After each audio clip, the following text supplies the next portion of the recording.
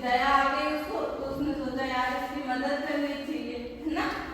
फिर वो डूब रही थी तो उसकी मदद करनी चाहिए ना, जैसे कि अपन लोग भी करते हैं किसी की मदद, है ना। फिर वो उसने क्या किया, वो पेड़ का एक पत्ती है ना, वो डाल दी नदी में। तो वो चींटी तो छोटी सी होती है, तो वो पेड़ का पत्ता नीचे डाला, वो झट से उस पे चढ़ गई पत्ते पे। पत्ता तैरता है पानी में, है ना। फिर क्या किया वो ऊपर, हाँ वो हल्का होता है इसलिए पानी बहुत ज्यादा होता है तो वो ऊपर ही ऊपर तैरता है। तो चींटी उस पे चढ़ गई, फिर चढ़ के वो नदी किनारे पहुंच गई और जल्दी से ऊपर आ गई। फिर है ना ऊपर आई तो वो क्या बच गई। फिर वो अपने घर की तरफ जा रही थी और उसने कौवे को, कबूतर को थैंक यू बोला, है ना। कबूतर को ये उसने देख लिया था ना, वो उसको देख रहा था। फिर उसने जब पत्ता गिराया तो उसने देख लिया कि भाई उसने मेरी हेल्प की है। फिर वो जाते टाइम उसको थैंक यू बोल रही थी। तो फिर वो तो घर चली गई। फिर कुछ दिनों की बात है, फिर एक बार है ना एक शिकारी आया शिकार करने जंगल में, है ना। फिर उसने क्या किया, एक कबूतर को देखा, उसी कबूतर को पेड़ पे, भाई यहाँ एक कबूतर बैठा हुआ है, इस पे निशाना लगाता है। तो वो निशाना लगाने वाला था तब उसी चींटी ने उसको देख लिया, जिसने उसकी हेल्प की थी ना, तो कबूतर ने जिसकी हेल्प की थी।